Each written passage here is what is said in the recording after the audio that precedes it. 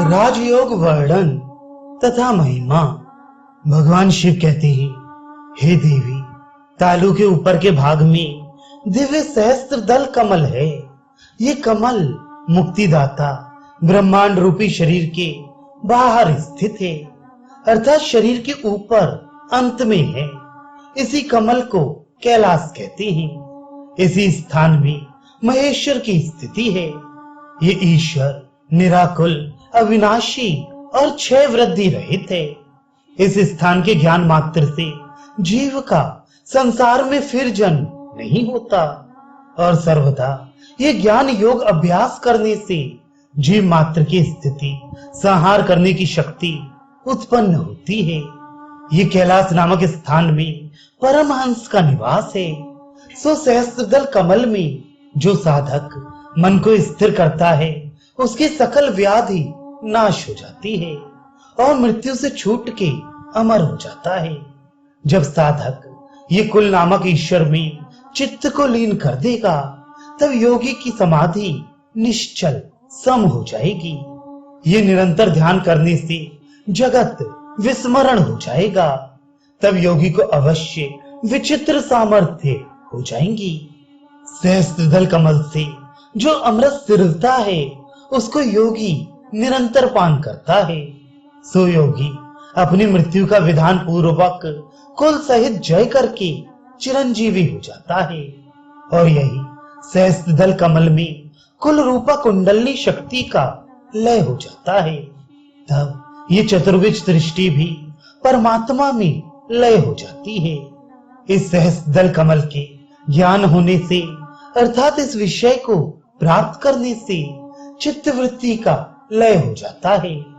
इस हेतु से इसके ज्ञानार्थ निरपेक्ष रूप से योगी परिश्रम करे। जब योगी की चित्तवृत्ति इसमें निश्चय लय हो जाएगी, तब अखंड ज्ञान रूपी निरंजन का प्रकाश होगा, अर्थात ज्ञान होगा। ब्रह्मांड के बाहर, अर्थात शरीर के बाहर पूर्वोक्त स्वप्रतीक का चिंतन करें। उससे चित्त को स्थिर करके महत शून्य का शुद्ध वृत्ति से चिंतन करें। आदि अंत मध्य शून्य, यह सर्वत्र शून्य में कोटि सूर्य के समान प्रभा और कोटि चंद्र के समान शीतल प्रकाश के देखने का अभ्यास करने से साधक को परम सिद्धि लाभ होगी।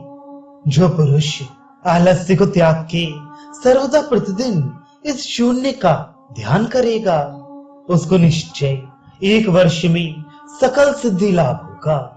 जो साधक इस शून्य में अर्ध क्षण भी मन को निश्चल स्थिर रखेगा, वही निश्चय यथार्थ भक्त योगी है और वह सर्वलोक में पूजित होता है और उसके पाप का समूह उसी क्षण नष्ट हो जाता है।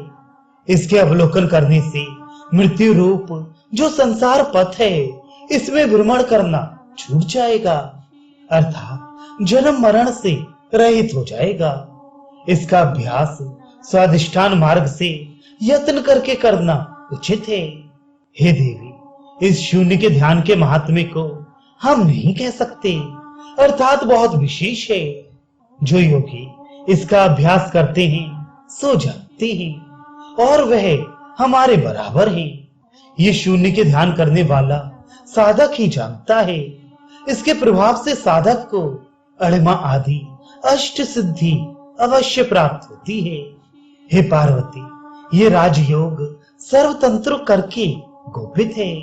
सो तुमसे हमने कहा है, अब राजाधिराज योग विस्तार सहित कहते हैं, श्रवण करो।